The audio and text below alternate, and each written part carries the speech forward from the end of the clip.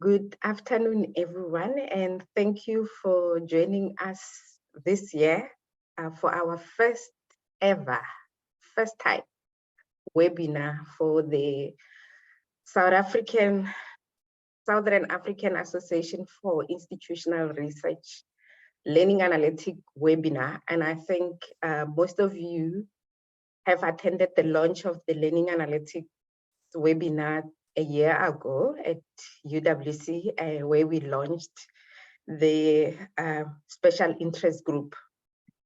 And it has been a very long wait.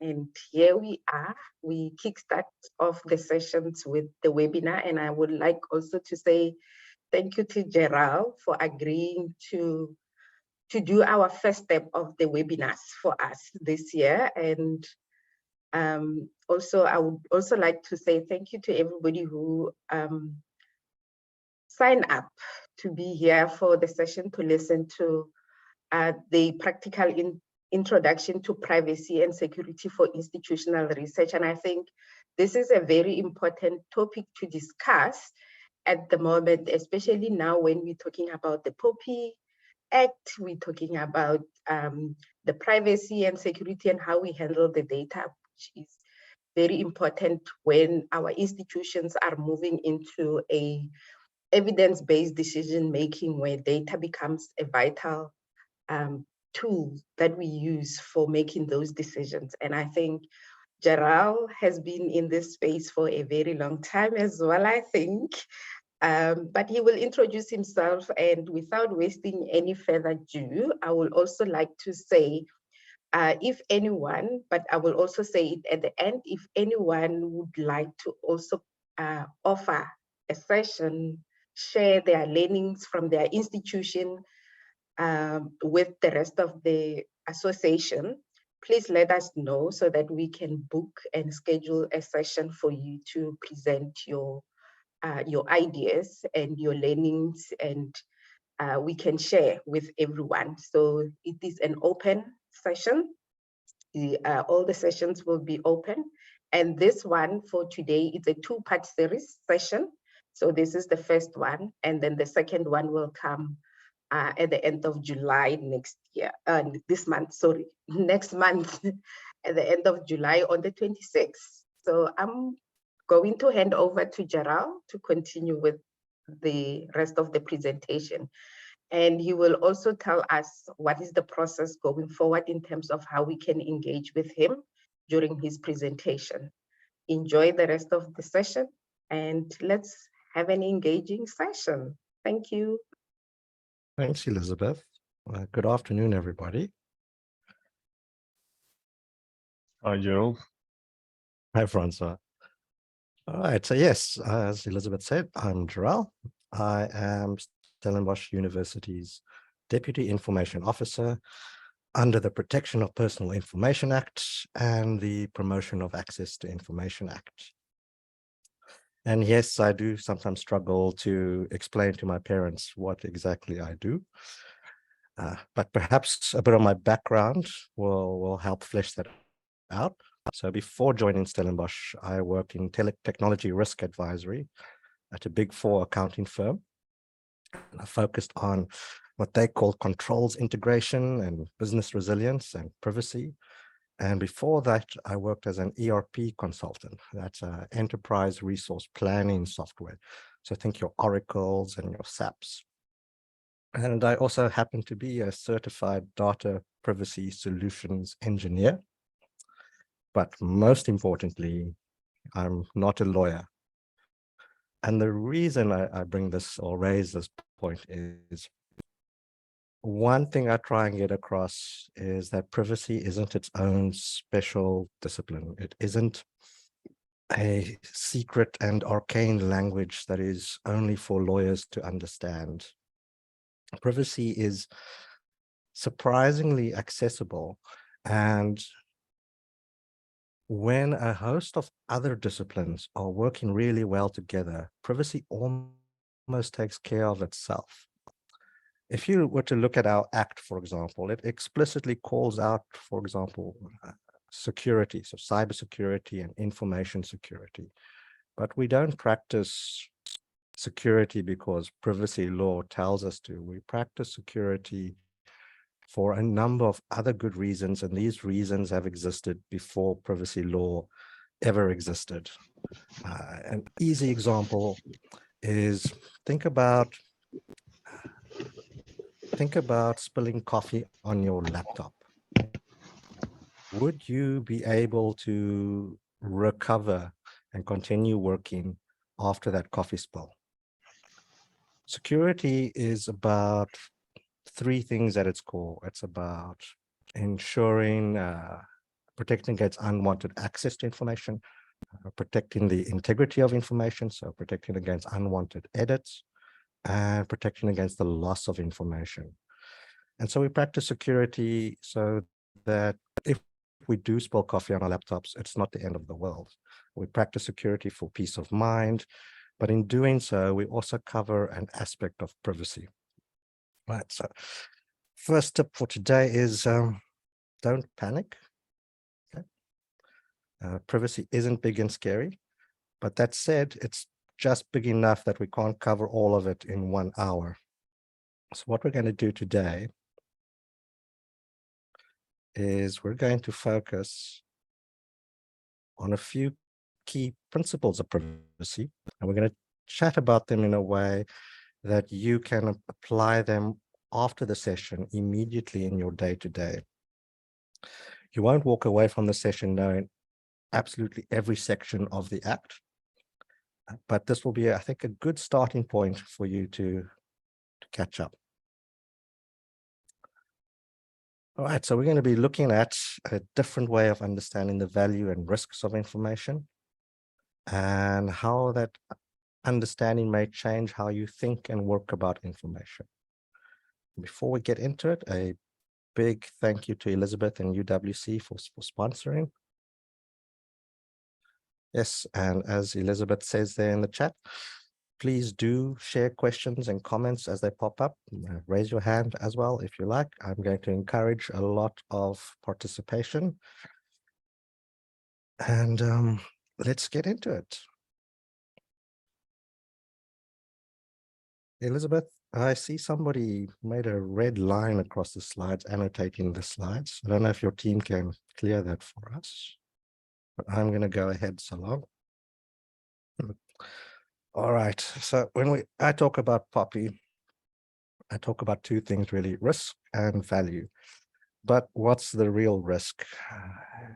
I'm sure you've all had a training session with somebody rambling on in front about the conditions of lawful processing of personal information.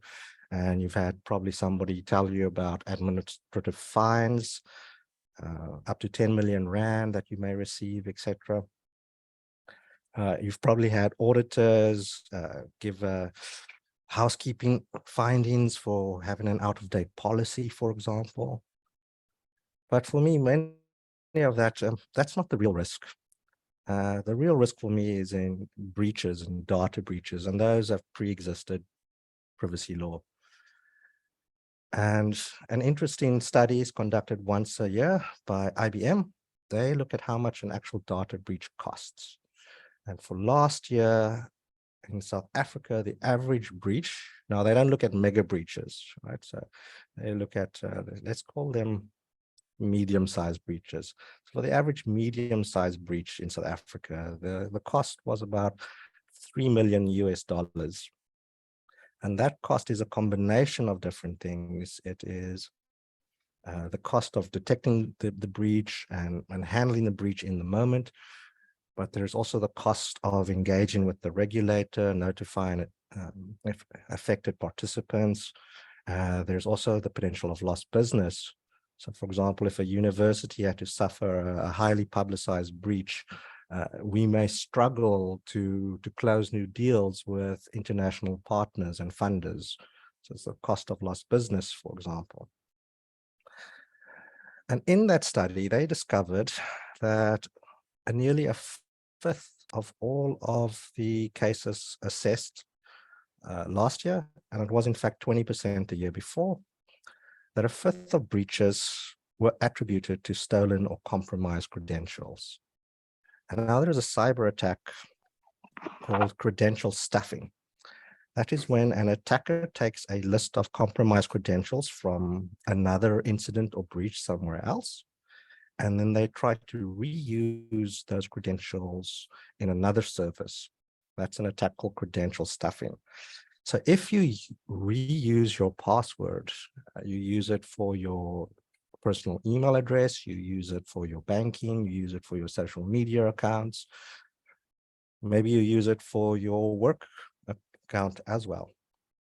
So if you do that, and let's say LinkedIn gets breached and passwords are stolen, and in that breach is your Gmail address as well, an attacker could attempt to log into your Gmail account using your LinkedIn details.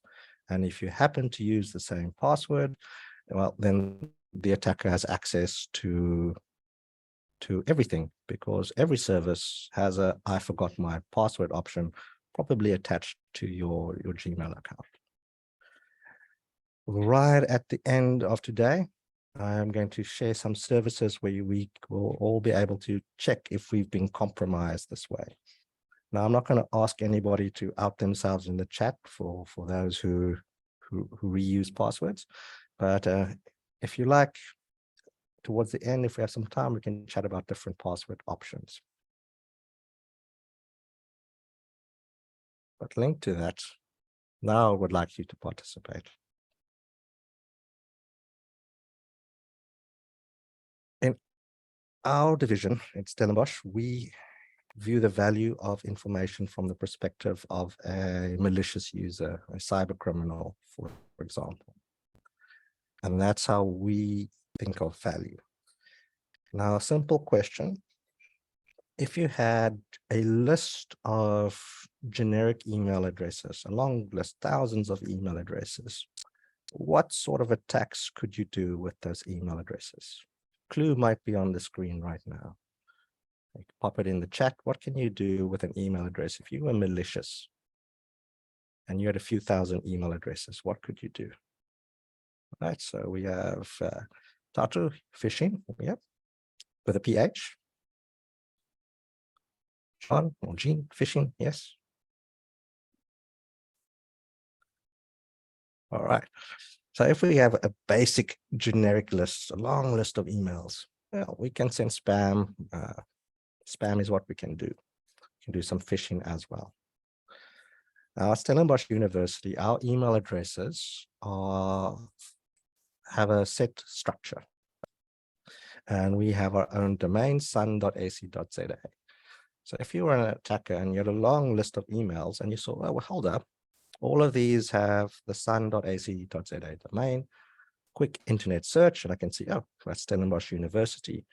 Now, with a little bit more context added to the list of email addresses, I start to be able to enrich my attack. So now I can say, I can start my instead of spam, as people have commented in the chat, I can say, dear Marty. And then we're starting to look at phishing attacks. But at Stellenbosch, our email addresses, you'll also notice if you're an observant attacker, that some of the addresses have a string of digits before the @ and some of them have plain text names. So from that, we can infer, all right, we're in a university environment, so those with a string of digits, those are probably students, and those with plain text names, those are probably staff. So now we can split our email list in two. We can say, all right, dear student on one attack, or dear colleague on another attack. And we can say something like important regarding your exams or your registration for students. And for us as staff, we can say important news about your staff benefits, the next payroll run, leave. I know on our campus, parking is a very sensitive topic. So then we start moving into the realm of spear phishing, right? When we start to be able, instead of just saying, dear Marty, we can start pinpointing, for example, with the staff, we can say, my email address is my name. So we can say, dear Jarrell, and then the attack starts getting a bit better. But by just a show of hands in the chat for the reactions, How many of you have heard of CEO fraud? Another type of attack.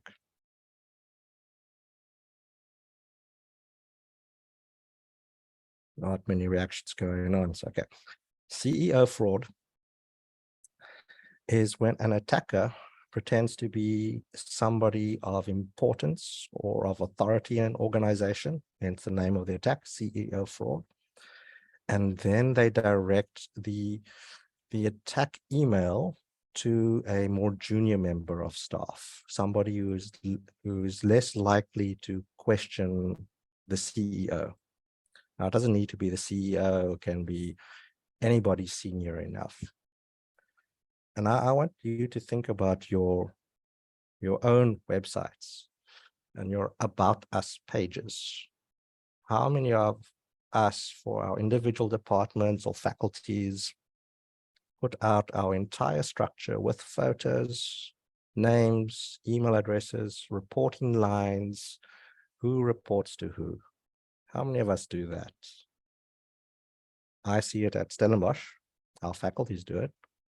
Here is our dean, here are our vice deans, here's the team that supports the dean and vice deans, here are our heads of department. All universities. Now, the interesting thing about Poppy is that it's not necessarily about what you're doing. It's more often about how and why you're doing it. And there can be a really good argument for putting out those names, photos, contact details, reporting structures. Perhaps we are a client-facing function. We want our students to know who we are. We want our students to know who they can talk to in certain circumstances. We need a face for the university. There are often good reasons to do that. But when you make the decision to put that information out there, then you also need to understand that there may be risks associated with that. And so when we focus on the how we do things, those people who have their names and faces on the websites, they need to be sensitized against potential attacks. And on my next slide, we received such an attack just last week. So Prof. Stan is our Chief Operating Officer at Stellenbosch. And as I mentioned, I'm the Deputy Information Officer under the Promotion of Access to Information Act, PIA. And under PIA, we need to make ourselves accessible and transparent as an institution. Some of you on the call today, you may have been assessed by the regulator over the last quarter. We were just assessed last week as well. And in our assessment with the regulator commended us. They also pointed out a few housekeeping issues, but they commended us on putting the names and details of our deputy information officers in our PIA manual, making us accessible, enabling people to reach out to us and seek to take part in their right to access to information. So we were commended for that. But because we did that, we received mails like this. So in the blacked out message, the blacked out bit in the third one, the attacker actively named a deputy information officer. So it said, hello, I'll just say Jarrell for now. Hello, Jarrell. It's a mail from Stan. Are you in the office this morning? Keep me posted. Here's a quick task for me. I just need to send him a WhatsApp contact details. On the screen, a lot of you might see there's quite a number of clues to suggest that this was not a real one. Prof. Stan has a Sun address. Why would he send me a mail from Gmail? We're on a Microsoft client, so we have some automated warnings there. For example, this is originated from outside Stellenbosch University network, etc. But these are the types of attacks that happen every day. Sadly, within our institution, we've had colleagues that have fallen for such attacks. And just because we've put out our structures in such a way that enable these attacks. So that brings me to how I value information. This is only one view of it. Right? There are many other different views, but this is the view that I have when I'm thinking about a privacy problem or solution. I like to think from the perspective of the attacker, a cyber criminal. So the more harm I can do with a piece of information, the more valuable that information, and the more easily I can do that harm, the more valuable the information.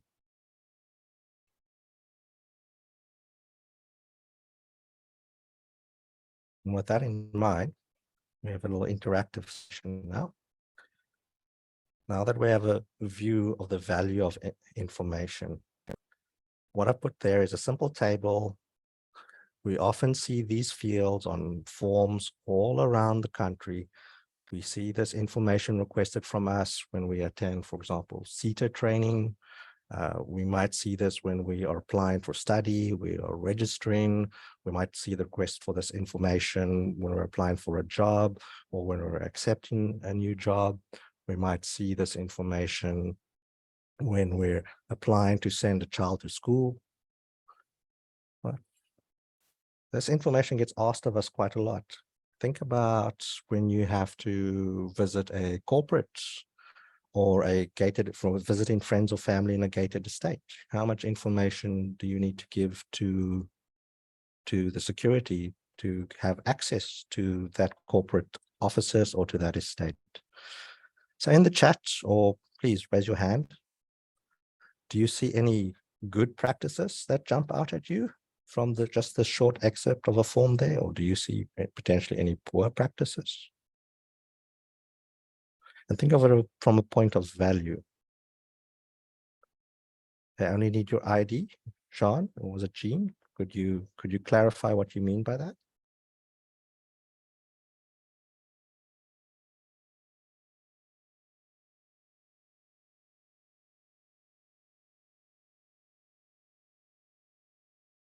Well, Sean does that. Does anybody else have another comment or insight they may have seen?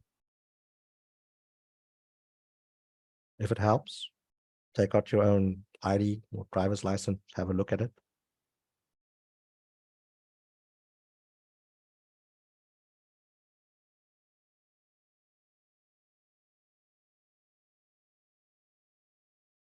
All right, so Sean.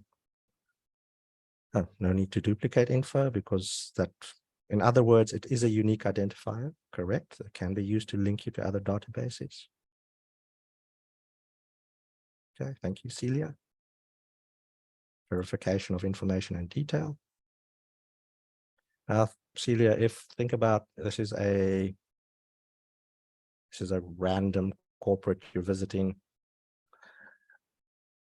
Do you know, do they have the ability to verify you against, for example, HR's database? Scanning the license disc on the car. There's another one in the chat. Cecilia, what would they verify your information against? Okay, so Celia thinks about that one. Okay, bad practice from Tato, ID sensitive information, used for ID theft, open accounts, loans, etc., falsify marriages, deaths, etc. Yes. All right. So here's another view of an ID number. So for those who've taken out their driver's license or IDs, look at the first 6 digits of your ID number. That's your birth date. Right. So if you're asking somebody for their South African ID, and there are a South African citizen, there are exceptions. If you've asked somebody for their South African ID and they provide it, you've got their date of birth. So you don't need to ask for date of birth again. And if you've got somebody's date of birth, you can work out their age. Now, if this was a paper form, for example, and you only asked for age and you don't timestamp that form, then years later, when you have to reuse the data, for example, you can't be sure what ages you're working with. So date of birth is better than age, but because you've asked for ID number, you don't need to ask for date of birth. And when a form has these fields or more, these 3 fields, or at least 2 of these fields on, that tells me that the person asking for the information doesn't truly understand the value of a South African ID number. They don't truly understand how an ID number works. So Tato, on that bad practice, you're right. So if somebody doesn't understand the value of an ID number, and I do as the customer or the client, then I have less trust in you as an organization with my information.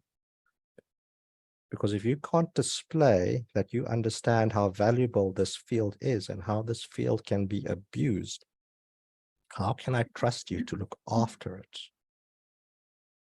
See, something as simple as in the way we design our forms helps us build trust or erode trust with our students, with our stakeholders and partners. And at its core, Poppy is about building trust. When somebody trusts us, they provide us with honest answers. Think about the last time you had to sign in somewhere and they asked for your mobile number. How many of you changed just a digit, just 1 digit in your phone number, and then still got to access the corporate, still got to access the wine farm, still got into the gated estate?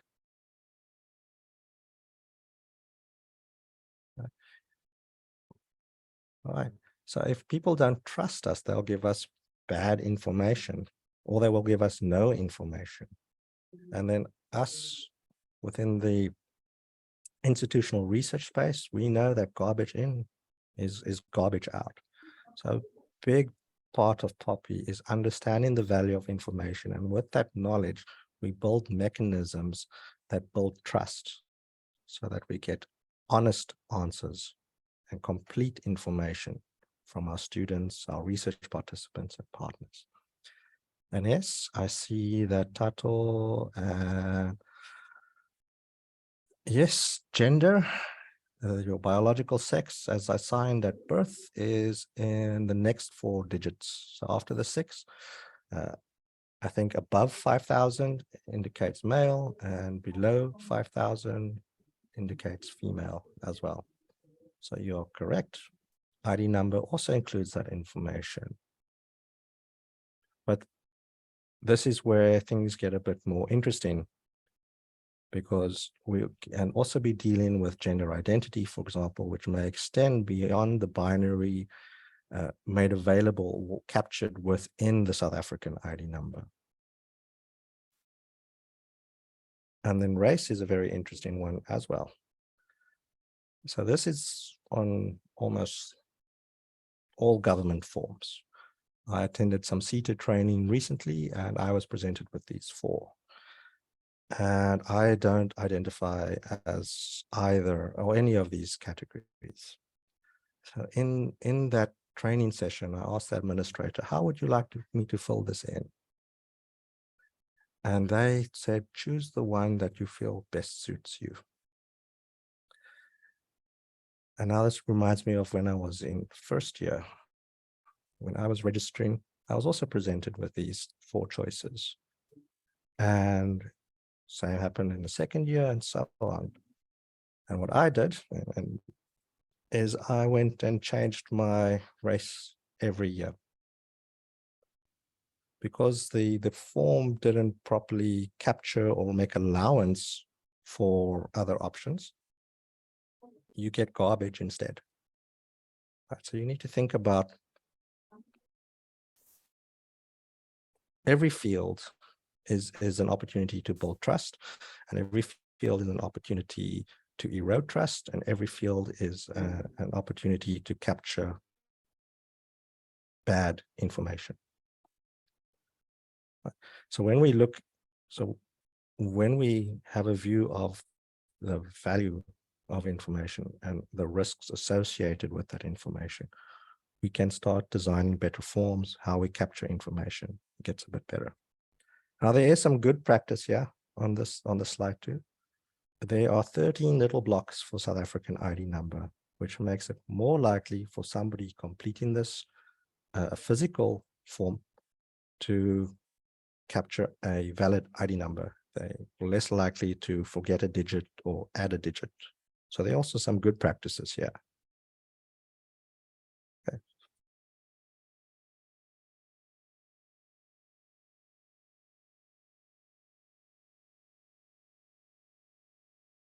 So what we've done at Stellenbosch is we've developed 5 short questions to help our researchers quickly understand how valuable information is. And we've built this based on legislation. So you'll see some legislation definitions coming through in these 5 questions. But we've also looked at the more recent Academy of Science of South Africa Code of Conduct. For those that don't know, under PAPIA, a sector can position a code of conduct for that sector, which clarifies the act in the context of that sector. Codes of conduct must go through the regulator, and they go through a round of public commentary.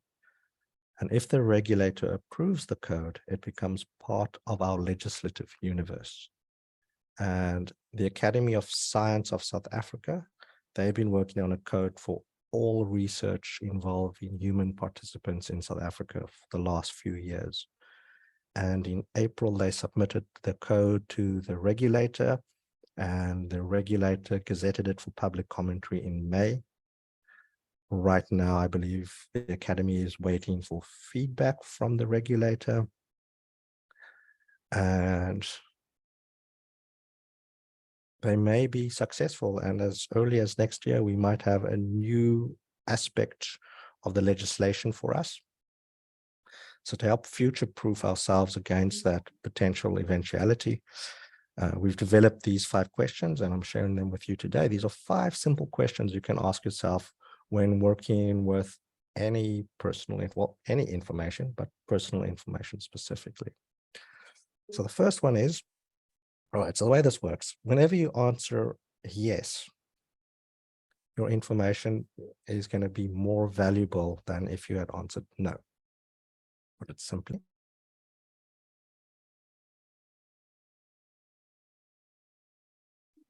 So the first question is, are you planning to work with the information of children? Now, by law, anybody under the age of 18 isn't considered competent to make a decision about themselves without the, let's call it, support of somebody who is competent. So, for example, a guardian or a parent. So when working with information of children, it tends to be of higher risk / higher value.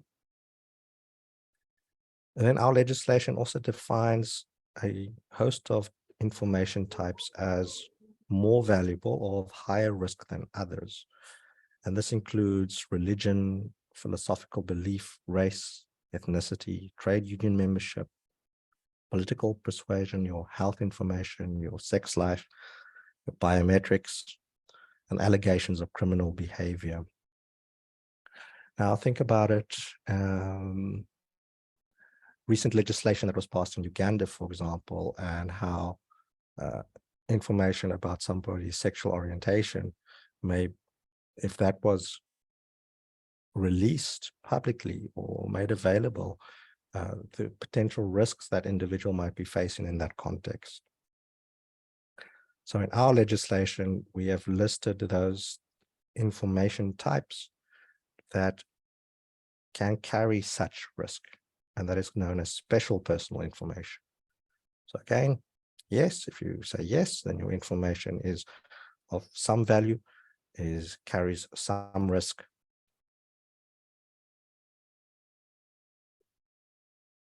Question 3, are you working with unique identifiers? So is the information uniquely identifies an individual, and our regulator has provided us a list of examples of what we can consider as unique identifiers.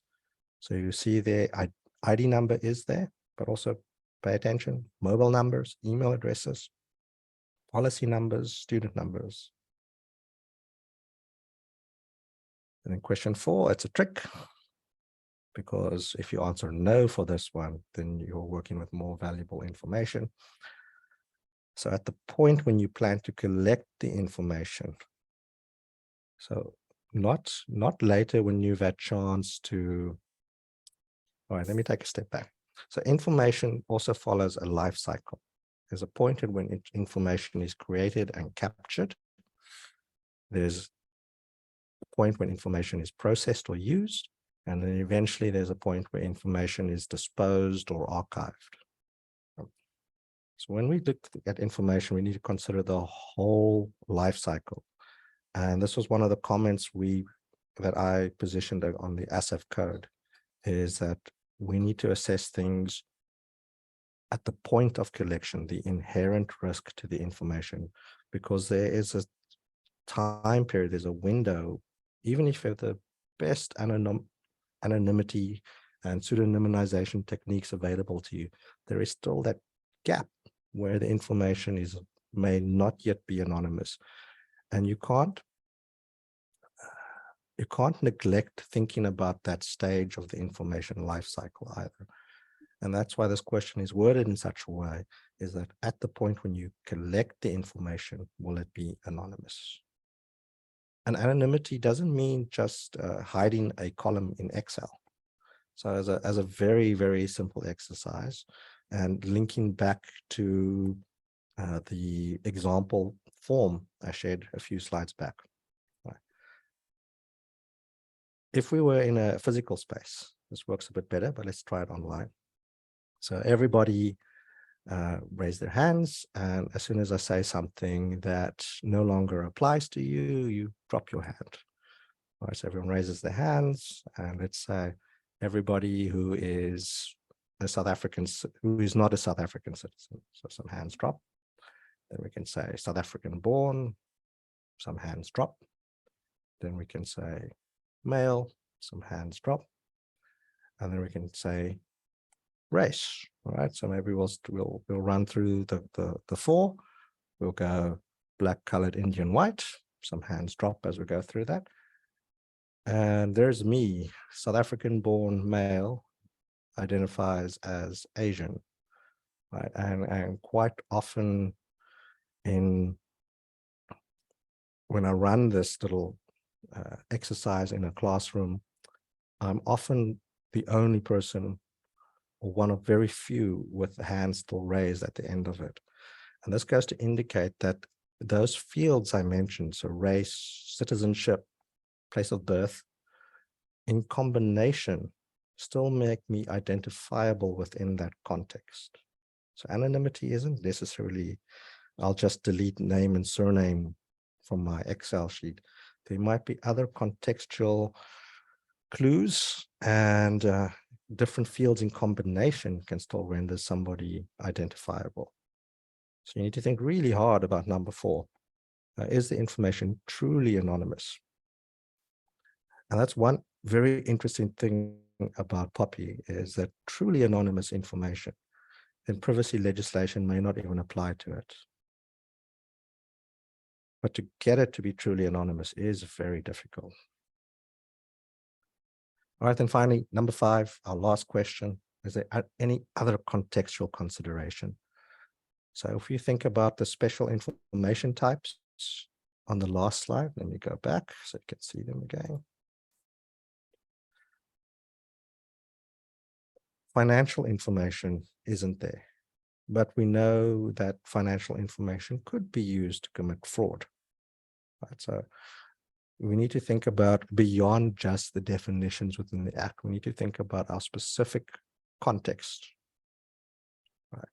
What else might be there that is of value or of risk? Right. Then once you've asked and answered these questions for yourself, then you should have an indication. If you've got one yes, then you're probably dealing with something about moderate risk. But if you're given more yeses, or remember a no for question 4, then you're probably dealing with something of higher risk. And when you've got that view, then you can start designing. The example we used today was the form used to collect information, but we would also look at other aspects. So we would look at our security. Something of higher value would require a bigger security investment, for example. So this view, I like to use this as a starting point for any project involving personal information. Just how valuable is the information we're going to be working with? Now that we have that view, right, we can start designing our forms in such a way to build trust. We can start looking at our security solutions as well to inform our security investments, our security posture. So as a first step, building this view is a good way to ensure that you consider privacy by design and by default in the work you're doing.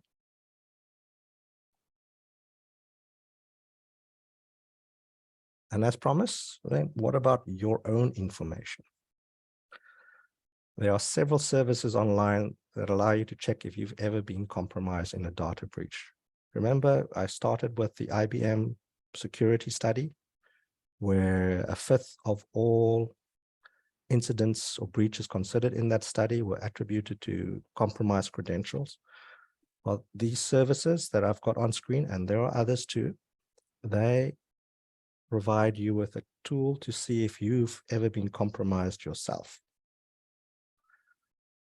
So while we're busy with the Q&A today, I invite you to open your browser, use your favorite search engine. Go, Have I Been Pwned is one. Firefox Monitor is a browser-based one. Dehashed is a enterprise level solution. But go have a look at these tools. The way they work is they collect breached data sets and index them and then make them searchable. So at these services, you can input, for example, an email address, and the service will report back how many times that email address has been caught in a data breach, what was compromised in that breach, what is the potential impact of that breach, and what you can do about that breach. Thanks, Elizabeth, for sharing the links in the chat. An example is, let's say a password was breached, a password email address or a password username combination was breached. Then a potential risk is that combination can be reused to attempt to access your other accounts. Or perhaps a credit card was breached. And what is the potential risk? Credit card fraud. Things you can do about it? Well, you can cancel your credit card and you can change your password. So while we're busy with the Q&A, please, I invite you, have a look. And if you're feeling very brave, share where you've been caught in the chat. And if you're braver than that, maybe even chat about it with us. Elizabeth, you're shocked. Yeah. But what I like about these services is they also give you practical advice on what to do about these individual breaches. And perhaps a word of caution as well. What has been seen cannot be unseen. So if you are going to put a parent or a child or a partner email address through this, tread cautiously. But these services do have a very fascinating approach to two-factor authentication. So for extremely sensitive breaches, you need to verify that you are the owner of the email that you're attempting to search against. So as an example of a sensitive breach, Ashley Madison is a dating site that caters for extramarital adventures, to put it mildly. And so that is an example of a very sensitive breach, and you would need to prove that you are the owner of the email address if you wanted to check it against such a breach. But even if you do the easily, or let's call it the easily available ones, you can still learn a lot.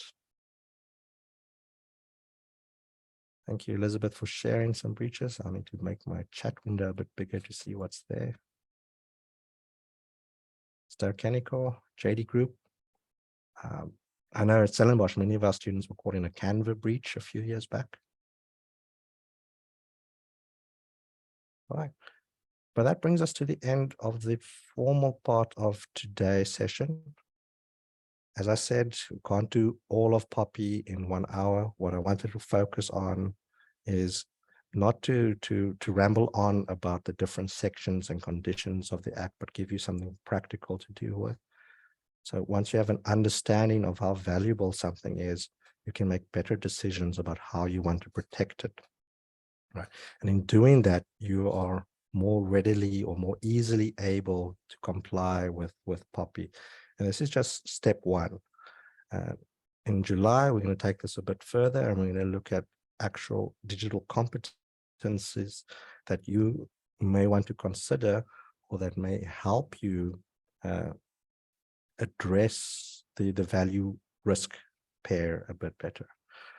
All right, I do see some hands raised, so let's go to some questions. So Bradley, I think that's your hand raised. Go ahead. Yes. Can you just briefly, may you comment initially when you started, you spoke about passwords and the like, using the same password on multiple emails or accounts, whatever. Can you just comment on that? Because online, we've got some password generators, but how safe is that, especially considering half the time you use them within your browser account, if I can put it like that? May you just comment on that? Okay.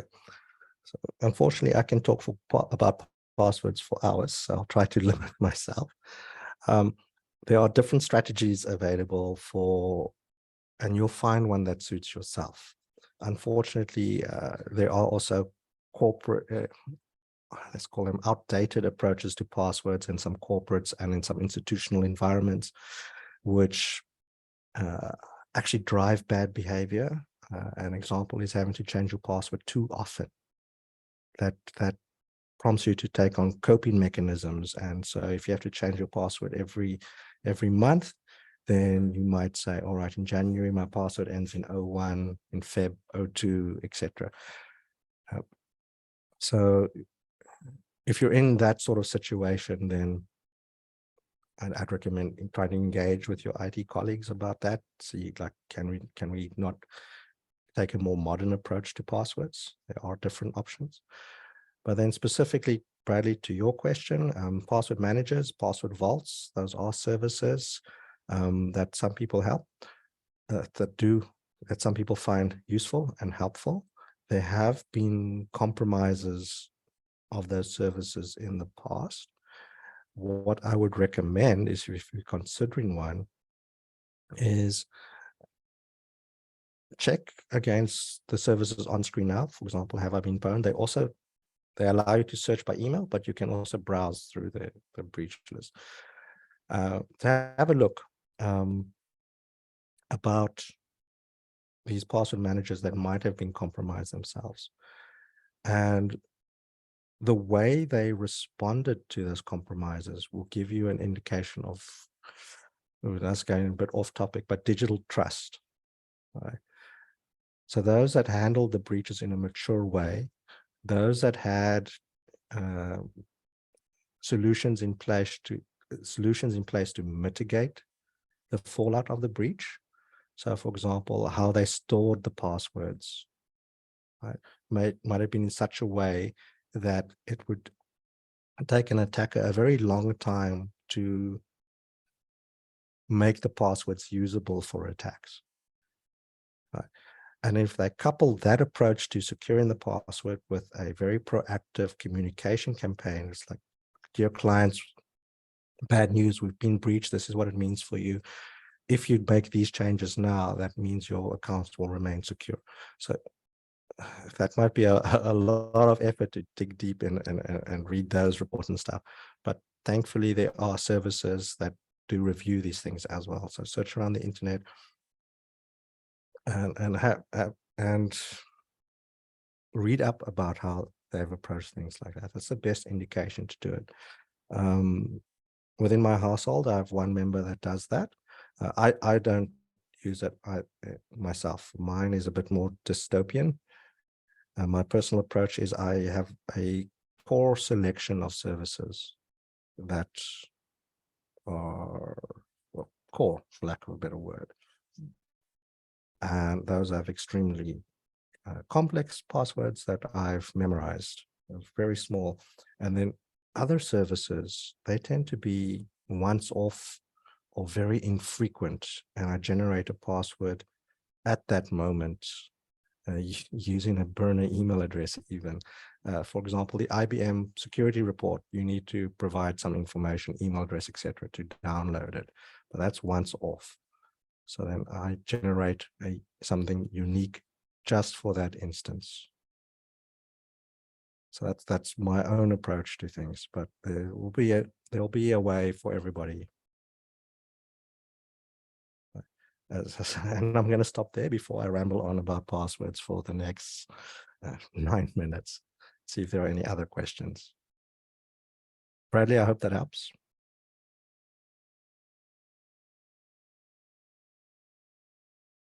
Searching for the mute button definitely does. Thank Okay. you.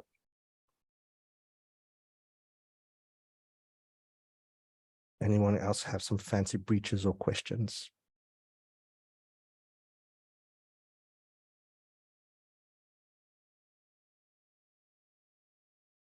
Celia, go ahead.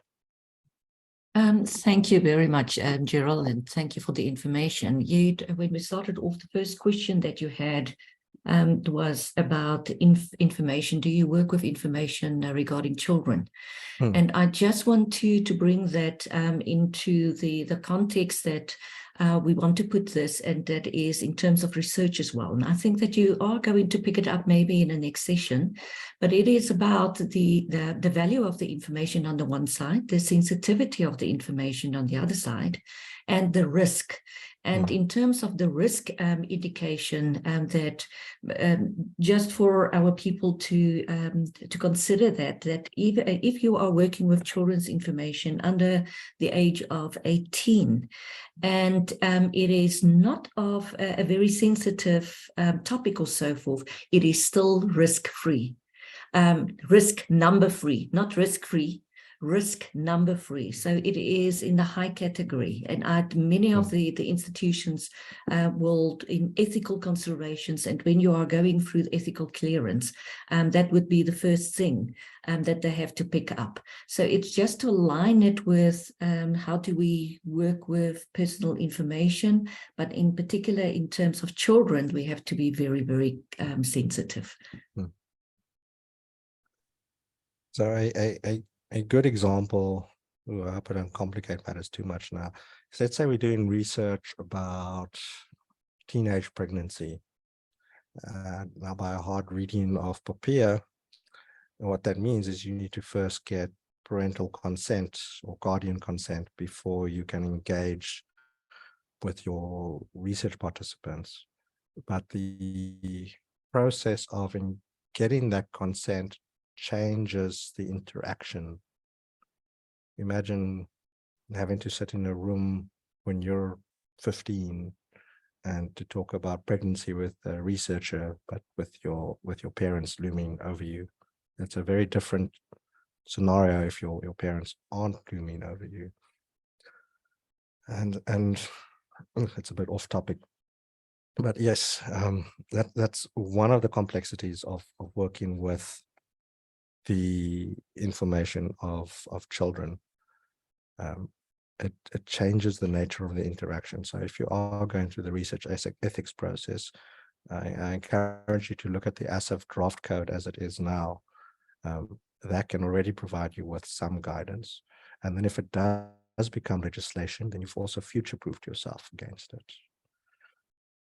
Thank you, Celia. Very, very valuable reminder for everyone. And then looking at the chat, fake emails that I used to sign up. Yes, there's a fantastic service called DuckDuckGo. It's a search engine that is privacy first. And I use that before I go to Google for general internet searches.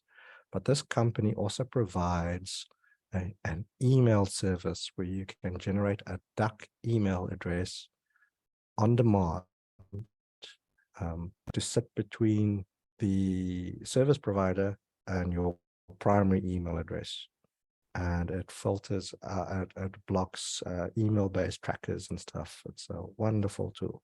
So I use DuckDuckGo's service to generate fake email addresses to get those once-off downloads. DuckDuckGo.com.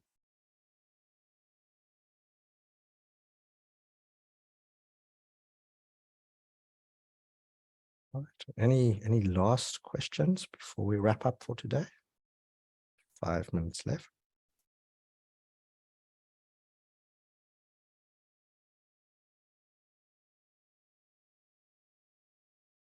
Anybody want to share a horrible breach? Got a thank you in the chat.